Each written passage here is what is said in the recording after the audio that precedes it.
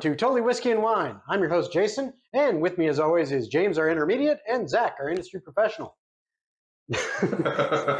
So today, we are going to be reviewing this Jeptha Creed Straight Bourbon Whiskey. This is a 4-grain bourbon whiskey. Zach, why don't you tell us a little bit about this? You know more than me. You tell me more about it. So it is 98 proof.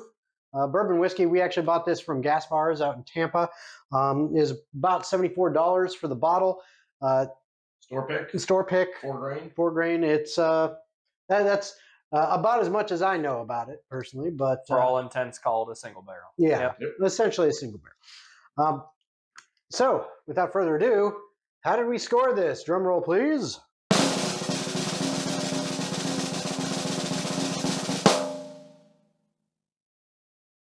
$80. That's right. We gave this an 80. It might have been skewed in one direction or another by some of our tastes, but that's what it got. But how did we come? But how did we come across that? So we rate in 4 categories: nose, mouthfeel, flavor, and finally the finish. What we do is we will blind test, and then each one of us will rate it up to 25 points in each of the 4 categories. Add those together to get up to 100 for each of us. Then add our scores together and average them out to get our final total. So that's how we come across the total, but let's talk about the individual scores. So the nose. Let's start with you, Zach. What'd you give it on the nose? So the nose, I gave it a 15. I thought this was overall a fairly average bourbon. When I'm looking at it from a nose perspective, notes of oak, dark chocolate, and fig are what dominated the nose for me. It was okay. Okay. I'll jump in the back there. Next, I gave it a 22. It's funny that the bottle we had before this was something that to the nose wasn't something that led you in to want you to drink it. And the first thing both of us said as we nosed it, like, ooh, I want to drink this. This is the opposite of kind of like, it make you want to drink it. So the smells are pleasant, palatable, like something that smells like you should drink it. Field flowers, just candy store. Kind of like candy store, when you walk in a candy store, that this sweet mix of like cherries and grapes and artificial and just like sweet candies, like candy store. That's kind of what I get from it. I put sweet cherry, artificial sweet cherry is probably the biggest kind of flavor. I also rated it pretty high. I got a 23 on it. I guess the terms you guys are using are probably the best description I can go with it for the sense, because I couldn't really identify exactly the scent, but it is sweet.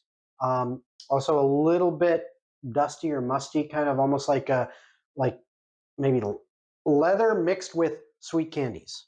Huh? You know, like you were saying. Just like on that little bit of back end. I called it field flowers. So I said field flowers. So maybe you're like maybe the dirty smell. Just trying to, you're getting like kind of an outdoor smell. Yeah, an outdoor earth. Yeah. It's not something I smell when I'm like walking through. Where am I at when I maybe smell the store? Yeah, I'm trying to feel it. But I really enjoyed that. And just kind of funny, just like we talked about that Redwood Empire Foggy Burl, the smell on that, the nose on that, I really enjoyed, and I could smell that all day. This one I could also smell all day long, but I'd actually want to drink it too, because like you said, the smell. It's always better for a drink. Yeah, it draws me in. You want to drink it, it helps the consumption rate. Yeah, it draws me into it and makes me go, ooh, that smells like it will taste good. Which brings us to mouthfeel. Ooh. So, mouthfeel. I'm going to go from here. I liked it. The burn, it was a good burn. Warm, not too hot, but it did have kind of spiciness on the tail end that I really liked. Went down. It just gave it that added extra thing that I was looking for. I gave this also a 23. So I gave it a 19. I thought this was the strongest aspect of the beverage in particular. Holistically whole-bodied, gripped the whole tongue, tickled the back of the throat a little bit. I was drinking slightly above its proof for me. There is a little roughness in there. I think it could have been a little bit longer aged maybe, or watered down a little bit to try and help this thing out. It was good, but not exceptional. Gave it a 20.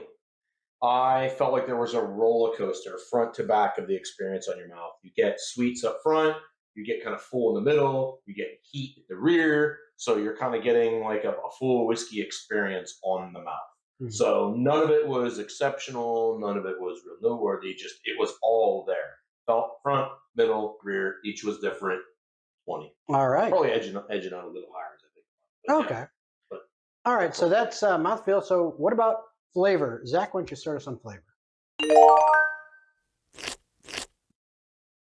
So this is going to be the lowest portion of the review, I guarantee, for any of us. I gave it a 13 on flavor. Holistically, gingerbread, caramel, like a Charles Werther's original, like soft caramel. But that's it. It's just holistically sweet. If you love sweet things, this is it. Not my jam. I don't think there's anything else going on here. All right. I'm going to beg to differ. That's all right. You go ahead and beg. I almost doubled your score. I gave it a 24. One away from the best.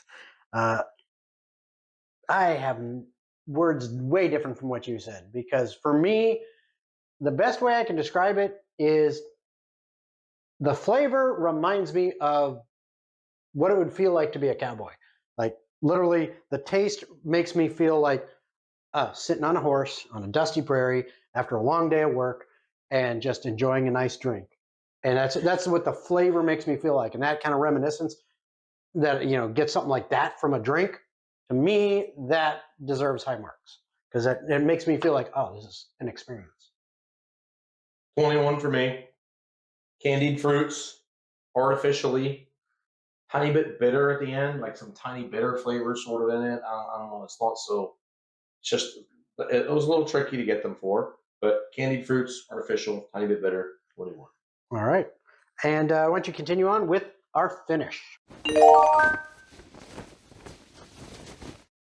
that. I can give you another 21. All right. That's what I gave it.